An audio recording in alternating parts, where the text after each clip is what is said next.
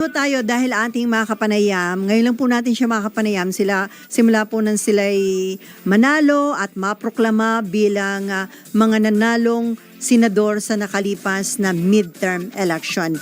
Nagbabalik ho sa Senado ang ating hinahangaan dahil alam naman natin kung gaano po ito ka-dedicated sa kanyang trabaho, hindi tumanggap ng pork barrel funds nung meron pang pork barrel at talagang lagi niyang tinututukan ang pagpapasa ng panukalang pambansang budget to make sure na lahat ng nakapaloob dito ay naka-allocate sa tamang mga programa at proyekto.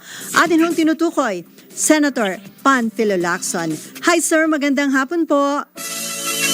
Sumadre, maganda maga. Tanghali pala, sorry. Maligayang bati sa iyong kaarawan. Happy birthday, happy birthday. Ayan sir, mauna na kaming bumate dahil alam ko bukas, June 1, kaarawan niyo po. Yeah, salamat. Nakabuena mano. Happy birthday sir. Ngayon pa lang namin kayo officially on air na makukongrats dahil kayo po isa sa mga nanalo nga mapalad na nakapasok doon sa nakalipas na senatorial elections. At bukas nga po June, 'di ba? End of June mag-start na po na effective ang inyong pagiging senador. So this early po ba inihahanda nyo na kung ano yung mga panukalang batas na una nyo hong ifa-file sa Senate? Oo, nakapag-meeting na ako doon sa aking mga prospective na staff, yung aking legislative staff. At nakabuo na yata kami ng kulang-kulang 20 na mga panukalang batas. Pero ano sir, yung unang-una na ifa-file nyo po na proposed bill? Yung una, yung yung i-integrate ko yung lahat ng ayuda under 4Ps. Okay. Ibig sabihin, mag-i-introduce ako ng amendment noong Republic Act 11310 na sumasaklo doon sa Pantawid Pampamilya Program. Nangihinayang po ba kayo sa napakaraking pondo na parang napupunta na lang sa ayuda, iba't ibang klase ng ayuda? Hindi. Ang bottom line kasi, ang gusto kong mangyari, kailangan data-driven. Hindi yung masyadong indiscriminate, masyadong whimsical na walang pinagbabasihan. Kaya gusto ko ma-integrate kasi yung 4Ps talaga may batas na sumasaklaw at saka talagang pinag-aaralan ito, tapos may mga datos at identified talaga yung kung sino nangangailangan. So sa akin, ang bottom line, napaka-importante, may datos na pinagbabasihan. At mananatili po yun? Kung ito'y sa health, sa education, o sa kulang sa trabaho, basta importante, may basihan kung sino ang bibigyan. Pero mananatili po under DSWD? Depende. Kasi hindi naman lahat ng... Of course, ang primary agency, siyempre, DSWD, kasi social program yan eh. Social services. Ito. Hello? So sir, naka-ready na po yung proposed bill nyo ukol dito sa pag-integrate ng lahat ng klase ho ng mga ayuda? I-integrate sa 4Ps? Binadraft na namin. Pwede rin pumasok sa amendment ng Universal Healthcare Act. Kasi halimbawa yung MAIF, maganda naman yung programa kasi yung mga nangangailangan. Kaya lang, masyadong selective. Kung sino lang yung merong connection sa congressman, sa senador, na hindi rin dapat kasi hindi naman pwede mag-implementa yung mga mambabatas. So dapat ilagay sa ayos, ilagay sa lugar. Hindi naman ito porket ikaw ay nakalista sa 4Ps, ikaw lang ang pwede makinabang doon sa mga ibang klase ng ayuda. May expand nga may sasama yung mga dapat tatamaan. Halimbawa yung AIX, crisis situation. May expand yung listahan pero may basihan, may pag-aaral. At ang mag-aaral dito yung mga implementing agencies.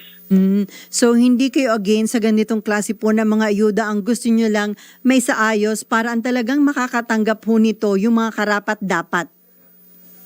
At saka may basihan talaga, may reference. Kaya nga, di ba nung pinasa namin yung National ID System, yan ang isang dapat haligin yan parang malalaman na natin kagad kung sino yung dapat paglalaanan ng mga ganyang klaseng social amelioration program. O kaya kung sino yung mga qualified. Para hindi naman kung sino lang yung malapit sa politiko, yun lang ang nakakakuha. Kasi may mga kaibigan din ako na natulungan dahil sa MAIF na nagkasakit. Kailangan ng referral, yung guarantee letter, nabibigyan. Pero ilan lang yung may kakilalang may malapit sa isang senador o malapit sa isang congressman. O ilan lang yon. So hindi lahat dapat ito talagang standard sa lahat na kung alam nating magkasakit tapos kailangan walang pambayad sa ospital, matutulungan ng gobyerno sa pamamagitan ng parang maif na tulong na ayuda. So sir, Pero meron sabi bang ko nga, dapat may basihan talaga. Pero sir, meron bang sa Kamara na handa rin mag-file ng ganitong klase ng bill para may counterpart ito sa Kamara? May mga nakita ko doon na gano'n din, may simpatya rin sa ganyang klase panukala. So siguro bibigyan na lang namin ng kopya para naka-align na doon sa aming programa. Kung meron siyang gustong baguhin, total, matatakil naman yan sa mga committee hearings. Hindi naman final yung bill na ipapile.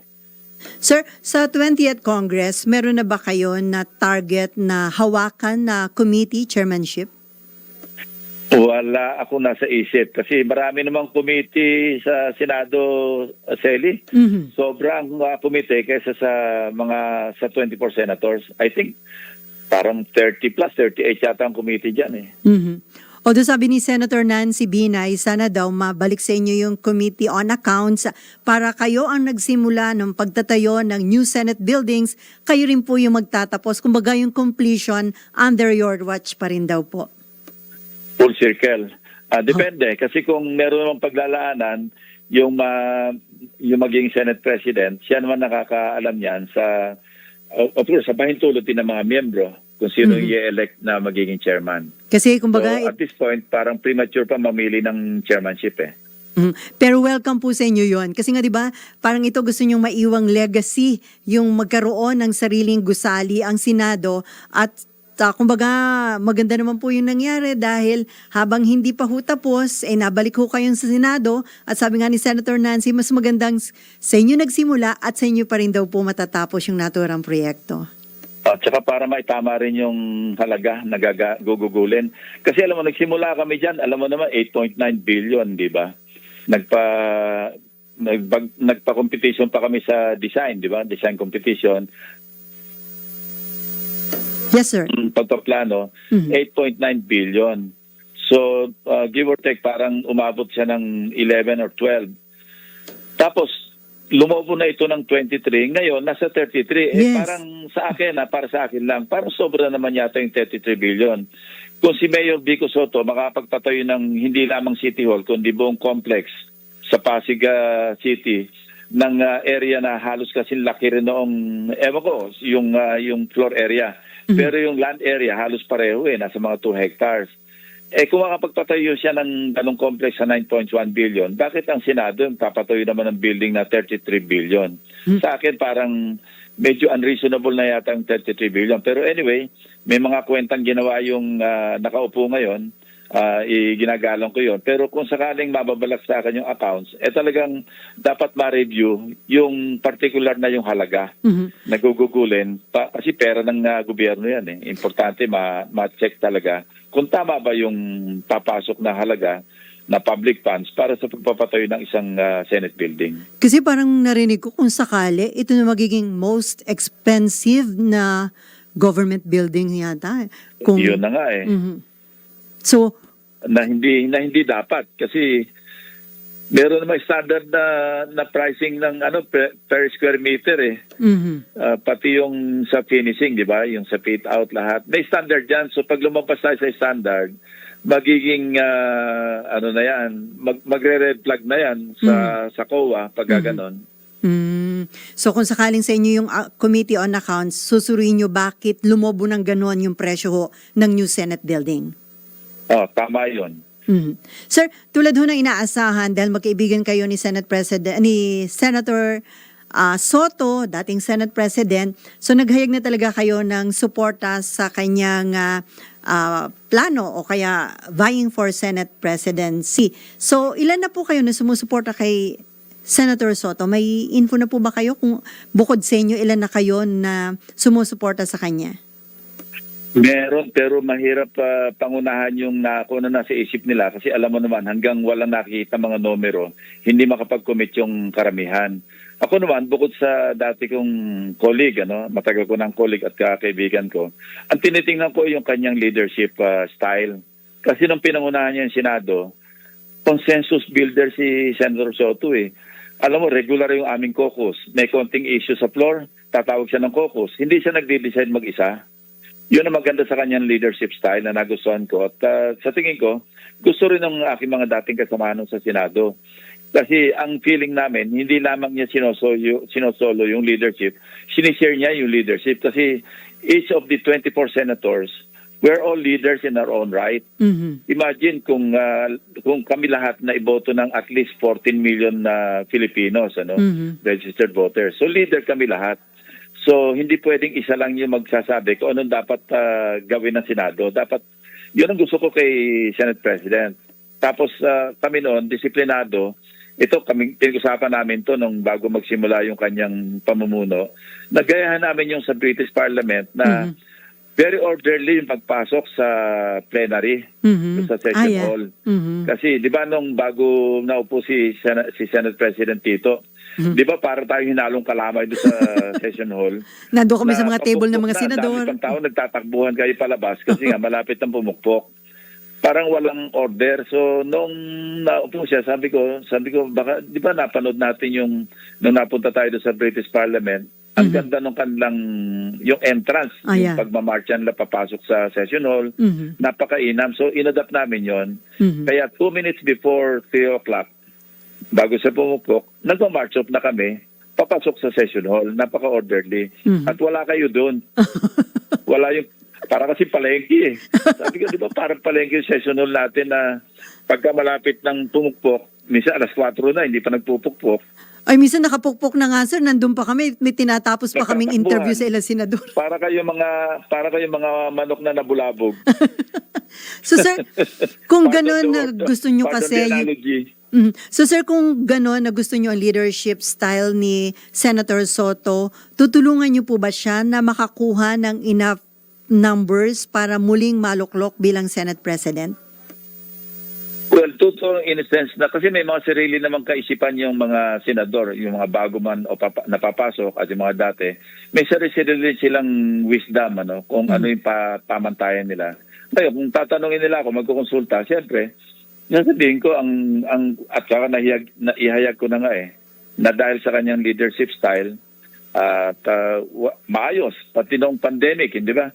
Kami nga ay laging present physically present. Tatandaan ko, laging 3 kami ni Senator Tolentino nung nandiyan na si Senator Tol. So, yun ang leader na mas may pandemic. Nandun siya, nasa podium at nagpipreside. So, sir, dahil alam ng marami na talagang magkaibigan kayo ni Senator Soto, yung bang dalawa na gusto maging Senate President, si Senator Chis Escudero, mukhang gusto pa rin naman na manatili bilang Senate President sa 20th Congress. At si Senator Amy, nagpalabas ng statement na may mga lumapit sa kanya na parang hinihimok siya na tumakbo ring Senate President. So ito bang si SP Chis at si Senator Amy nag-message sa inyo para hingin din ang inyong suporta? Hindi naman. In fairness to them, hindi sila nagre-reach out.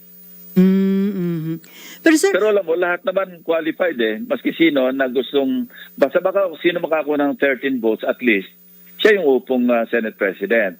At kung halimbawa hindi makuha ni Senator Tito Sen yung Senate Presidency, di siyempre, it follows, at least ako at saka siya, minority kami. automatic yun, sir. Automatic yun, mamimili na lang kung sino pa yung kasama namin, kung sino yung magiging minority leader. Pero ako, i-recommend ko kasi siya naman yung lumaban na Senate President at hindi niya nakuha. Parang out of parang deference naman sa kanyang pagiging leader. Siya na rin yung pipiliin ko maging minority leader. Kung sakaling hindi niya makuha yung Senate presidency. At wala rin problema kung si Senate President Chis ang maging Senate President.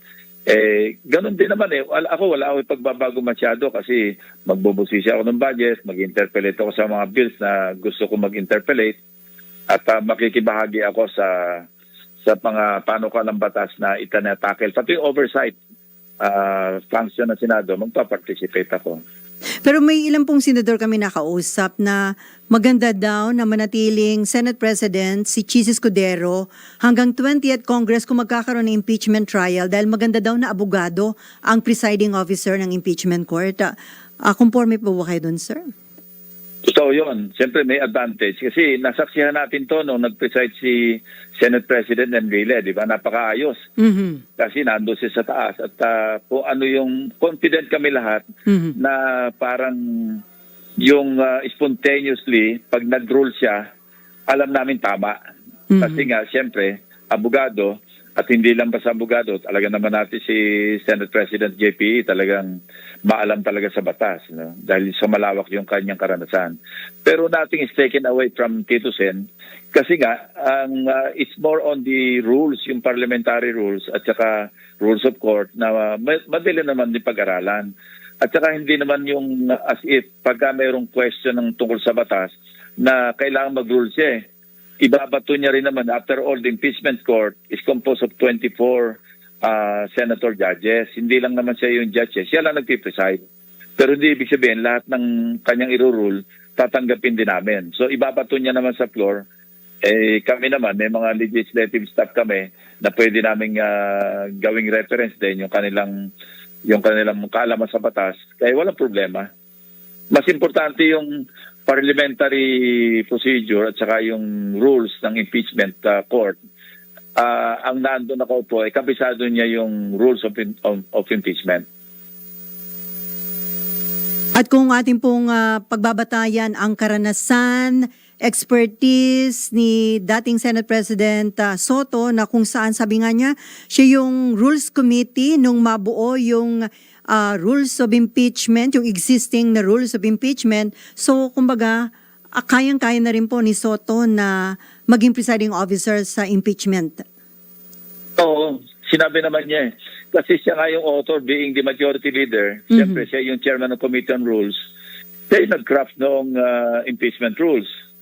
Siya rin nag-craft na nung yung Senate rules. Kaya, kabisado niya yan. So, walang problema. Maski hindi siya abogado, ang importante naman dyan, nasusunod yung rules Para saan pa yung rules, kung hindi na natin susundin, di ba?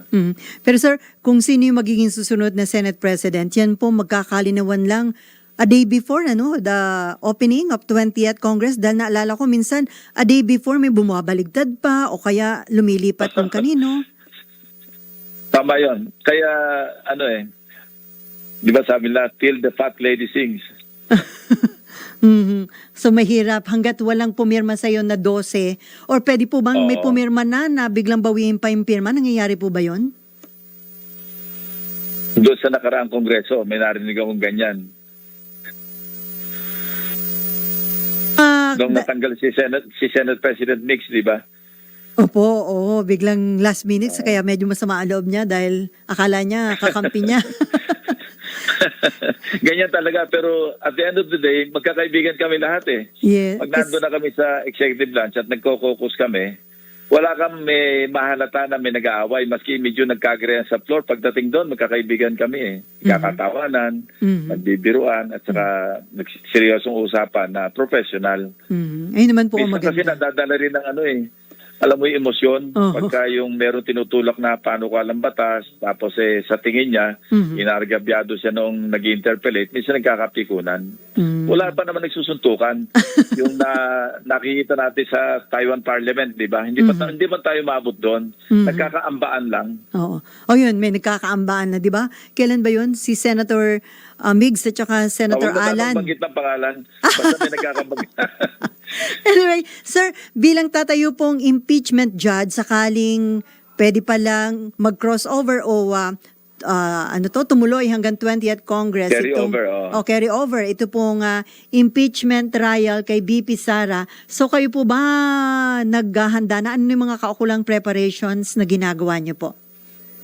Ang preparation lamang, siyempre yung mga pinag-aaralan sa ngayon kasi baka ang unang maging topic ng debate o subject ng debate, yung jurisdiction ng 20th Congress. Kung ito ba magke-carry over o hindi. Kasi maraming schools of thought, maraming mga ideas, maraming mga legal opinions. So yun nga yung pinagkukulang ko ng pansin. Kung sakaling mapunta doon yung usapan bago mag-isimula pa yung trial proper, at least may ma-contribute ako. May mga lumalabas sa mga jurisprudence. Halimbawa, yung wala na yung Arnold, yung Nazareno, di ba? Tatanda mo, 1950s yun. Oy. Na naikulong sa Muntinlupa yung na-contempt, nakalimutan, taon siya na kulong. Tapos yun, nakorek na yun doon sa Alvin Balad case, yung kay Acho Castillo na hazing, na limit na yung, nagkaroon limitasyon yung power ng Congress, hindi lang ng Senado, na mag-detain ng kinokontempt. Na kung saan, pag nagsinidye, wala nang jurisdiction. Hindi na mo na pwedeng ituloy yung pagkulong doon sa kinontempt. At pagka, or yung committee report na isabit na, pagkatapos na-adapt na sa floor, wala na ring wala nang jurisdiction o wala nang karapatan para ikulong pa yung kinontempt at kinulong dahil do sa issue na tinakel do sa komite. Kasi tapos na yung committee report. May mga ganung limitasyon.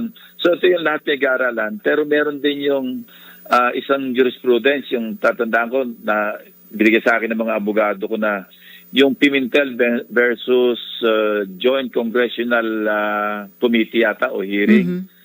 2004 naman yun, kung saan sinasabi doon parang categorical na kung pwede talagang mag-crossover kung hindi legislative function ang sinasagawa ng Senado. Kasi remember, yung Senate as a legislative body, pag nag-sinidye, tapos na lahat yun. Maski nga yung pasado na sa second reading. Opo. Pero hindi napasa sa third reading o hindi naging batas, kailangan yung i-refile mo lahat yun, tapos na lahat yun dahil sinidye. Pero as a legislative body. Pero ang Senado, bilang iba naman yung personalidad, bilang isang impeachment court, hindi ito nagpa-function bilang isang legislative body. So baka hindi mag-a-apply yung sinasabi ng section 20, yung section 24 o yung rule 44 pala sa section whatever na sinasabi doon, talagang namamatay o natatapos yung lahat ng business ng Senado kapag nagsinidye. So ito yung mga legal opinions na inaaral namin along with my legislative staff para kung saan magkaroon ng kami ng diskusyon o debate, baka pag-contribute ako, makapag-input ako kung ano yung pwedeng maging reference ng mga, at least na majority ng mga senator judges para bumoto kung pwede ba itong tumalon o mag-carry over sa 20th Congress dahil ito'y natapos sa 19th Congress. Pero so sa ngayon, walang malinaw. Marami tayong narinig sa mga legal luminaries, mga retired justices ng Supreme Court na kani-kanilang opinion. No? Pati yung mga legal luminaries sa academe, pinapakinggan ko lahat yon at ginagawa naming reference pagka nagmi-meeting kami. Katunayan, medyo regular na yung meeting ko sa aking prospective na legislative staff para hindi lamang doon sa mga bills na ipapile namin, kundi pati yung sa impeachment trial, pinaghahandaan namin lahat. Si Senator Coco Pimentel na bar top notcher, ang kanyang pananaw, pwede ho na carry over, pwedeng tumalon hanggang sa 20th Congress kasi nga different animal na daw kapag nag-convene kayo bilang impeachment court, parang korte na kayo at ang sa korte nga daw ho, kahit magpalit ng membership, hindi ibig sabihin back to square one yung mga kaso na na-file. So, yun ang kanyang pananaw. So, sa tingin... Tama yun. Kasi tatay niya yung tatay niya nag-file At yun ang lumabas ang ruling ng Supreme Court. Yung Pimentel nga versus Joint Congressional hearing noong 2004. Si Senator Nene, Senate President Nene ang nag-file noon. At doon, na-define ng Korte Suprema. Tama yung kay Senator Coco na hindi naman nagpa-function yung impeachment court, yung Senado as an impeachment court, hindi na ito legislative body. Kundi impeachment. Ibang animal na, kumbaga. Although ang composition at ang institution pareho. Mga senador at saka yung Senate, yun pa rin. Kaya lang, hindi iba na yung personalidad. Magkakaroon ng pagbabago sa ilang miyembro dahil nga may mga bagong na-elect at may mga gagraduate. Parang sa Sandigan Bayan o kaya sa Division ng Court of Appeals, di ba? Na nag-retire yung isang justice, Sandigan Bayan. Hindi na may ibig sabihin, tapos na yung kaso at ibibigay panibagong simula na naman.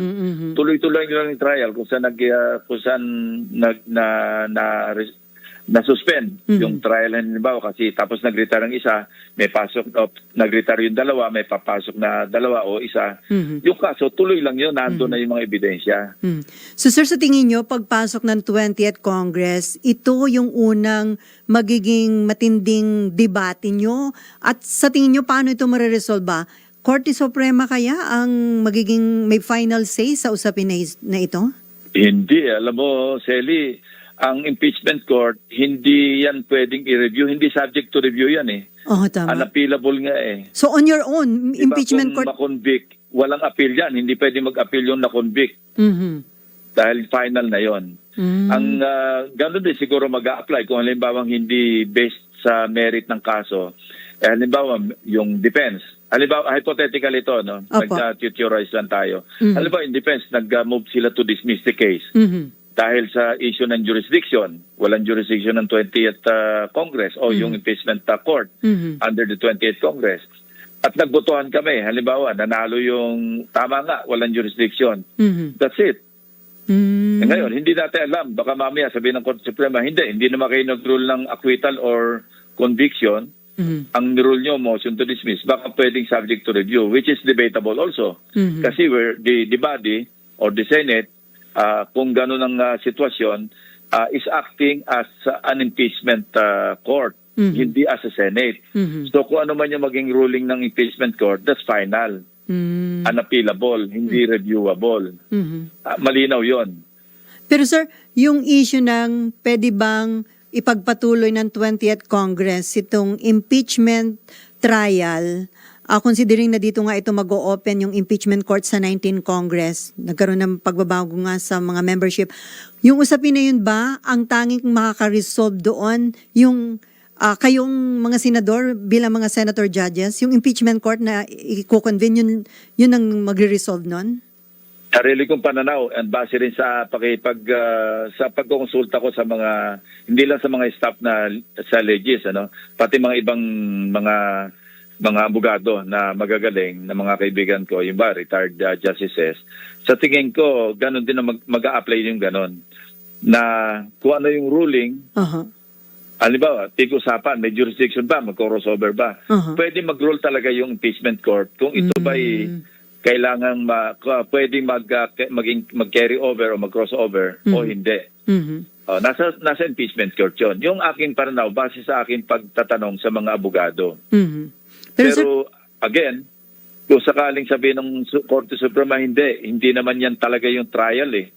Pero sa akin naman, at base sa, sabi ko, hindi sarili ko to, pananaw ko, pero opinion din ng mga ibang abogado na kausap ko, na kung ano yung maging ruling, whether it is for conviction or for acquittal, ruling pa rin ng impeachment court yun, na kung magko-crossover o hindi. Palagay ko, yan ang unang pag-uusapan niya sa pagka nag-convene na yung, halimbawa, nag-continue yung impeachment court, hindi ma-re-raise yan kasi nga legal issue yan na kailangan i-resolve At I'm sure... ang botohan dyan, Sally, hindi 2/3 Kasi hindi naman yan na conviction, ang hiningi ng Constitution, 2/3 votes or 16, at least 16. Ito, parang ordinary business ito. Parang may nire-resolve ka na business ng impeachment court. Hindi ito yung conviction or acquittal. Parang 9 simple majority. Sa tingin ko lang.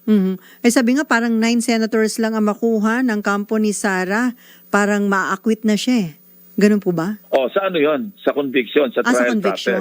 proper. Pero sa issue sa usapin na kung may jurisdiction pa yung 20th Congress, kasi nagsimula ito sa 19th Congress, ang pag-rule dyan, kung ma-raise yung issue na yon, halimbawa merong mag-move na may dismiss yung case kasi walang jurisdiction or technicality. Ang mag-rule dyan, 13 majority lang, simple majority, at least 13 votes. Pag sinabi ng 13 senators, hindi, wala nga jurisdiction, tapusin na natin ito. I-grant na natin yung motion to dismiss. Tapos yung kaso. Pero hindi kailangan ng 16. Pero sa tingin nyo, Anong personal niyong opinion? Mas magaganda na matuloy ito at madesisyonan yung mga kaso laban kay BP Sara? Meron ho kasing survey ang SWS, 9 out of 10 na mga Pilipino mas gusto nila na ma-address ni BP Sara yung mga impeachment charges laban sa kanya. Dalawang schools of thought. Yung isa, yung parang wag nang ituloy kasi masyadong divisive. Mhm. Alam mo, yung impeachment trial, lalo pa nga't ito'y pangalawang Pangulo ng Pilipinas at merong hindi pagkakaunawaan, may problema yung President at saka Vice President. Parang lalo tayo magiging divisive, madidibat yung ating bansa. Mhm. Sa ganong aspeto, mas maganda na sana, hindi na matuloy. Pero dahil meron tayong constitutional duty, mandato yung Senado na kailangan mag-act as impeachment court, kailangan talaga we have to undergo. Mhm. Pero kung sa isang banda naman, para malinawan yung mga issue na na-raise sa Congress, sa lower house, sa Quadcom Committee, Mhm. at saka yung final nilang articles of impeachment na na-transmit sa Senate, mas magandang ituloy talaga para makita natin yung merito Mhm. at ma-present yung mga ebidensya. So dalawang schools of thought. Ako, to tell you honestly, Mhm. I'm right in between kung ano ba yung mas maganda kasi pareho merong pros, pareho merong cons. Mhm. So hindi ko pa napaprocess ano ba yung mas maganda para sa ating bansa. Ituloy ba yung impeachment trial o kung merong technicalities o merong issue ng jurisdiction, wag na lang ituloy kasi para wag na lang tayong further ma-divide yung bansa. Mhm. Pero dito po ang latest development, di ba, si Senate President Chis Escudero, nireset niya salip na sa next week, June 2 and June 3, yung presentation ng articles of impeachment at pag-convene ng impeachment court. Nalipat ho sa June 11. Sa tingin niyo, tama lang yung decision na yon ni SP dahil ang kanyang rason, bigyan priority muna yung approval ng 12 priority bills? Kasi malinaw naman yung shall start forthwith, di ba? Pag forthwith immediately. Pero sa kanya, naintindihan ko naman yung kanyang situation dahil kahit 6 days ang session o 3 days, pareho rin hindi rin kayang tapusin eh. So for practical reasons, mas maganda na yung pakinabangan mo na at least 3 session days para maipasa yung mga panukalang batas na nakabinbin. Otherwise, mag-e-end lahat yun, sinigi eh. Baka parang mas maging productive pa nga kung talakayin na muna yung mga urgent bills na hiningi rin ng Malacanang para maging productive naman at least yung 3 sa 6 section days na natitira bago magsinidye. So I know where he's coming from and I respect yung kanyang decision na i-reschedule sa 11 instead na June 3 or June 2. Tapos itong dito sa pinauwi na si dating Congressman Teves, okay lang po bang mag-time check lang ko, sir, tapos tawagan po uli namin kayo? Sige, okay lang. Okay, babalikan ho natin si Senator Panfilo Lacson. Magbabalik tayo makalipas ang ilang paalala. Ang oras ho natin 16 na minuto bago sumapit ang 3:00 ng hapon. Usapang Senado. Si Celi Ortega Bueno. Balikan natin si Senator Panfilo Lacson. Hi, sir. Yes, Sally. Sir, kayo nagpahayag ng suporta sa pagkakahirang kay General Nicolas Torre bilang bagong hepe ng PNP. Sinasabi siya yung first PNP chief na graduate ho ng PNPA. Tama po ba? Totoo yun. Kasi lahat ng naunang chief PNP, graduate sila ng kami lahat ng Philippine Military Academy. Mhm. So, ang rule ng graduates ng PMA, magtatapos ito sa mga class 92. I believe si General Torre nag-graduate sa PNPA ng 93. No? Ang pagkaalam ko, dalawa silang napagpilian kasi ang pinaka-senior sa ngayon, of course, yung Deputy Chief for Administration. Incidentally, ito yung dati kong police Camp. Si Police Lieutenant General Nartates, Jose Melencio Nartates, si Tateng. No? Ano rin yun, qualified din yun. Kasi yun, nakasama ko kasi sa trabaho kasi bukod sa Camp ko siya, member rin siya ng aking unit noon. na concurrent capacity ko na chief ng PAOK TF. So alam ko rin yung kapasidad niya. Disciplinarian yon. No? So qualified din yon. So ang napili si General Torre. So as a professional, alam ko susuportahan niya yung desisyon ng Pangulo. Pero sinasabi ko lang, equally qualified si General Natates kung siya yung nahirang na hepe ng Philippine National Police. Pero si General Torre, without taking anything from him, hindi ko siya nakasama pero base doon sa nung kasing nalabas na siya, nasa limelight na siya, tinanong ko yung dati niyang hepe sa CIDG rin ng araw. Sabi niya, sir, very decisive yan, saka ano yan, order is order, professional officer yan, at saka very firm. So yun ang pagkakilala ko sa kanya. Although yung iba mukhang misinterpret yung pagiging firm niya, ang akala ng iba may pagka-arugante. Kaya ba sa tingin niyo tama yung naging pag-handle ni Torre dun sa nangyaring pag-aresto at pag-surrender kay dating Pangulong Duterte po sa ICC? Sa aspeto ng pagtupad sa misyon, wala akong masabi kasi talagang ginawa niya yung kanyang trabaho. Ngayon, yung at the interim, yung sa pagganap niya sa tungkulin, ibang usapin yon. Ano yun parang decision niya yon sa ground. Diskarte niya yon, paano niya i-handle.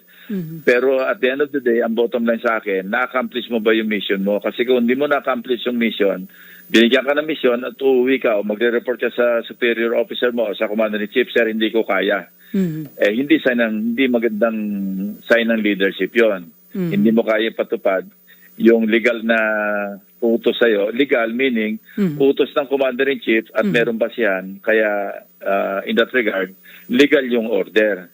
Hindi siya pwedeng, kung bumalik siya at sinabi niyang hindi ko kaya implement ito, hindi siya karapat-dapat na maging hepe. So in that regard, kung sa ganun lang na aspeto, sa tingin ko, kakayanin niyang mag-lead sa libo-libong kapulisan. Kahit ito, ang daming basher nung kanyang, yung siya nanguna sa pag-aresto kay Pastor Kibuloy, tas dito nga kay dating Presidente Duterte, pero parang hindi siya natinag, sir, no? Parang kahit na dami bumabatikos. So, magandang yung ng leadership. Dapat unahin ni Torre sa pag-upo sa PNP, sir. Cleansing. Yan ang inuna ko nun And I hope he will end up better than me nung chief PNP ako. Ang importante talaga mag-internal cleansing, yung disiplina, kasi doon magsisimula, doon ka uhugot ng efficiency at saka yung pag-comply sa misyon ng buong institusyon ng PNP. Kasi kung walang disiplina yung mga tao mo, paano na yung pagtupad sa misyon, di ba? So ako noon, talagang una ko in-address, yung tinatawag ko noon, ICU. Inept, corrupt, at saka undisciplined police officers. Yun talaga inuna ko. Tinanggal ko yung kotong. Yun, sana maalis na yung kotong sa kalsada kasi marami nagrereklamo na nakokotongan. Yung mga motorista, mga biyahero, biyahera, yung mga ganon. Tapos of course, yung peace and order. Sunod-sunod yan kung hindi disiplinado yung mga tao mo, paano papatupad ng peace and order? Baka sila pa yung mga hold up. At sir, panghuli na lang, pagdating sa budget, may mga panawagan na sana daw ang mag-formulate ng budget, itong bagong create na Department of, yung dating NEDA, Department of parang Development and Program, parang gano'n, DEP. Salip lang na sila yung yung nagiging trabaho ng NEDA pagdating sa pagbuo ng ating pambansang budget. Conforme po ba kayo doon? Basically planning Conforme kayo doon na magkaroon ng mahalagang papel? Kasi merong may DPCC Hindi pwedeng isang departamento lang ang mag-craft ng budget. Kasi ang budget process natin, nagsisimula yan sa baba Yung mga local development plans, iniipon ito papunta sa RDC. Kaya nga maski nung kampanya, pinupuri ko si President Marcos kasi nag-issue siya ng Executive Order number 82 na kung saan binibigyan niya ng kahalagahan yung Regional Development Councils. Katunayan, tuwing dadalo sa aming mga rally noon, meron sa mga side events na nagko-convene yung Regional Development Council doon sa lugar kung saan kami may rally. Binibigyan niya importante. Sa akin importante kasi ang paghuhugutan mo ng yung National Development Plan sa national level, dapat nanggagaling sa local kasi sino ba yung nakakaalam ng pangangailangan at saka mga priorities ng sa mga iba't lugar, kundi yung mga LGUs. Pag binaliwala mo, hindi mo kinusorto yung LGU, at sinarili mo na lang sa taas, may disconnect yun. Kaya hindi pwedeng isang departamento lang. Ano yan, meron Development Budget Coordinating Committee. Andyan yung NEDA, yung DepDep. Andyan yung DOF, andyan yung DBM, Executive Secretary. Siyempre, dapat tulong-tulong. Hindi kaya ng isang departamento lang. So doon sa plano ni Presidente na talagang i-monitor personally yung proseso ng pag-approve sa budget at handa nga din daw na dumalubaan sa BICAM. Sabi niyo okay lang kung as observer, pero sabi ni Senator Risa, hindi pwede kahit observer, parang may violation daw yun, baka maireklamo pa. Kasi di ba yung power of the purse nasa Congress, yung presensya daw ng Presidente, parang encroachment or pang-impluensya na rin po? Bakit hindi pwede? Maski nga ako nga, nag-file ako ng bill, i-refile ko nga yung bill ko, gawin transparent yung BICAM. Mag-imbita ng mga NGOs, CSOs, media, hindi yung bulungan ng bulungan doon sa BICAM, nang sa ganun, bulag lahat yung mga ibang kasamaan sa Kongreso at lalong bulag yung taong bayan. Ako nag-file ako ng bill noon gawin nating transparent, open sa publiko, yung bicameral conference. Nang sa ganun, kasi basic lang naman yung BICAM Di ba, reconcile the disagreeing provisions ng House version at saka Senate version. Dahil nakatago nga yung BICAM, ang nangyayari, nagiging third chamber. Wala naman sa House version. Yung AKAP, hindi ba? Wala sa House version. Wala sa Senate version. Na-insert. Pagdating sa BICAM, biglang nirestore nila yung 26 billion dahil pinaghatian nila. 5 billion sa Senado, 21 billion sa House. O bulag ang mga kababayan natin. Sa akin, walang problema kung lado ng Pangulo, basta hindi naman siya magpa-participate, yun ang encroachment pag nag-participate. Kasi, domain ng legislative branch, yung pag-authorize ng sa executive department at saka mga ibang institution sa paggastos, yung tinatawag na power of the purse. Yun yung budget authorization phase ng budget process. So, walang problema ako. Encourage ko pa nga, pati yung mga cabinet members present sa BICAM Huwag lang sila makikialam. Pero usually, sir, di ba, may mga taga-DBM talaga na nandun sa BICAM? Tama po ba? Correct. Nandun naman sila Pero bakit mo pagbabawalan yung presidente? Maski sinong Pilipino, of course, para magpagkagulo, yung bill ko kasi, accredited NGOs at saka yung CSOs, para hindi naman sobrang dami. Para i-limit mo lang yung nandun. Pero at least may nakabantay. Wala yung bulungan na, singit mo ako dyan, singit mo ako dun. Bigyan mo ko ng dredging. Bigyan mo ko ng flood control. So nagkakaroon ng nakawan Kasi hindi alam ng marami. Wala, nag-usap na lang yung Senate President, Chairman ng Finance Committee ng Senate, yung Speaker, tapos yung APRO. Sila na lang nag-uusap. At para maiwasan, sir, na... Pagbalik sa BICAM, pirmahan na lang ng pagkakapal-kapal.